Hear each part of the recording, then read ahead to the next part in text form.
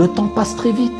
Les gens qui nous ont précédés de quelques années, voire un siècle, on ne les connaît même plus. Nous, demain, dans 1 ou 2 siècles, on ne nous connaîtra plus. On n'est qu'un passage d'une longue histoire. On est quelques lettres et encore d'un livre qui contient des milliards de lettres. Il faut agir pour notre au-delà sans oublier notre part d'ici-bas qui celle-ci ne doit pas nous détourner de notre part de l'au-delà, ni plus ni moins. Et enfin, n'oubliez pas que Ramadan, comme le prophète a dit dans le hadith rapporté par At-Tabarani, Allah n'a que faire du jeûne de la personne, de la privation de boisson et de nourriture de la personne qui ne s'abstient pas du mensonge et de la corruption, de la tromperie.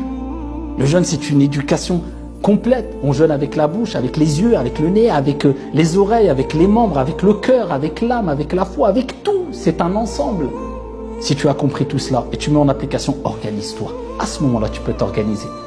Prends un papier et un stylo ou note sur ton téléphone un programme journalier.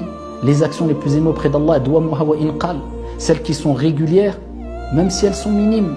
La régularité, première des choses, ta relation avec le Coran, chaque jour.